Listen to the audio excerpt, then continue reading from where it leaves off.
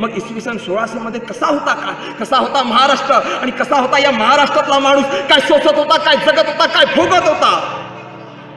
या महाराष्ट्राच्या मातीमध्ये यवनांचं राज्य होतं. आदिलशाही, कुतुबशाही, निजामशाही, मुघलशाही, डाच, फ्रेंच, इंग्रज, पोर्तुगीज या यवनी अन्याय अत्याचाराने इथली प्रजा होरपळून निघाली होती.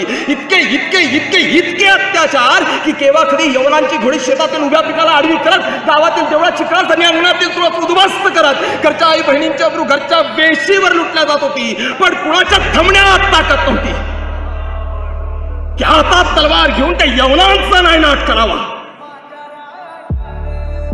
पण त्या प्रजेच्या डोळ्यातले अश्रू, त्या यातना, त्या वेदना फक्त एकाच माऊलीला दिसत.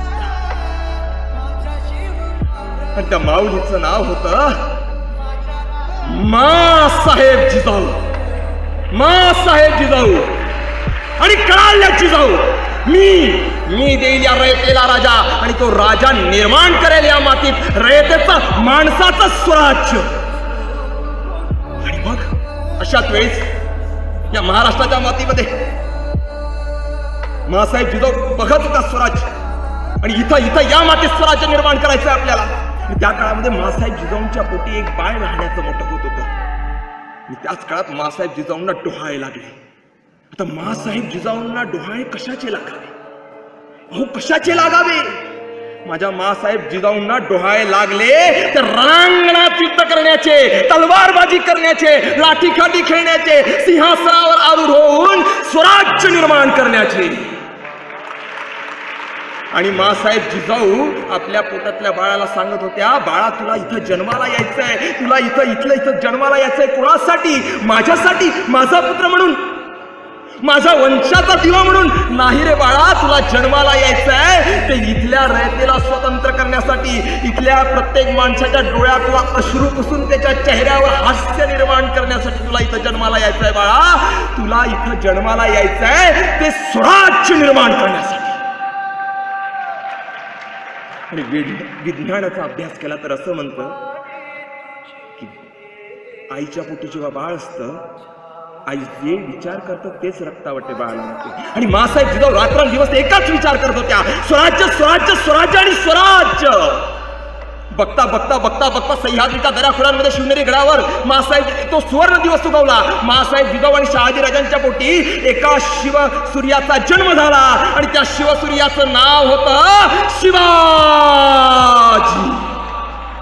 होय, जीवाशी खेळणारा आणि जीवावर उदार होणारा तो शिवाजी राजा. मग हा शिवाजी राजा माँसाहेब जिजाऊंच्या संस्कारात लहानाचा मोठा होत गेला. बघता बघता या शिवाजी राजाने 18 पकड जाती धर्मातील महार, सांबार, तेली, माळी, कुणबी, धनगर, मराठा, ब्राह्मण सर्व माणसांना मराठा या एकाच नावाखाली एकत्रित केलं. आणि याच मातीत सह्याद्रीच्या दऱ्याखोऱ्यांमध्ये स्वराज्याची मुहूर्तमेढ रोवण्यात आली. आणि शिवराय इथल्या प्रत्येक झोपलेल्या माणसाला उठवलं, उठवलेल्या माणसाला जागवलं, जागवलेल्या माणसाला उभं केलं, उभं केलेल्या माणसाला चालवलं, आणि चालत्या माणसाला धाववलं, आणि धावत्या माणसाच्या खांद्यावर स्वराज्याचं निशाण दिलं. आणि त्याला सांगितलं, तुला इथं स्वराज्य निर्माण करायचं ते कोणासाठी? तुला स्वराज्य निर्माण करायचं ते कुणासाठी? मी राजा व्हावं म्हणून, मी छत्रपती व्हावं म्हणून नाही. तुला इथं स्वराज्य निर्माण करायचंय ते तुझ्या मागच्या पिढीवर झालेल्या अन्याय अत्याचाराचा बदला घेण्यासाठी. तुला इथं स्वराज्य निर्माण करायचंय ते तुझ्या येणाऱ्या पुढच्या त्या पिढीच्या सुखा समाधानासाठी. तुला इथं स्वराज्य निर्माण करायचंय ते तुझ्या हक्कासाठी आणि तुझ्या स्वातंत्र्यासाठी. माँसाहेब जिजाऊ इथून प्रत्येक मावळ्याला सांगत होत्या, अन्यायाच्या जुलमात पुढाले सह्याद्रीचे कडे, धनधान्यांची रास तुडवितात ही यवनांची घोडे. रयतेमध्ये दुही माजली कुणी न राहिला वाली. चला घ्या हाती स्वातंत्र्याच्या मशाली, मर्दा घ्या हाती स्वाभिमानाची तलवार, आणि कर आलेल्या संकटांवर तू वार. बघ तुला होईल यशाचा साक्षात्कार, तुला होईल यशाचा साक्षात्कार, तुला होईल यशाचा साक्षात्कार. माँसाहेब जिजाऊंच्या या एक प्रत्येक शब्दाने प्रत्येक मावळा असा पेटून उठला की स्वराज्यासाठी जगायला, लढायला आणि मरायला तयार झाला.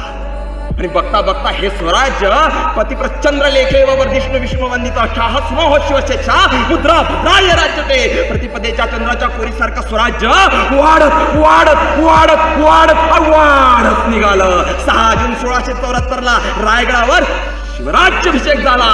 आणि मग याच माती सह्याद्रीच्या दऱ्याखोऱ्यात हे स्वराज्य निर्माण झालं.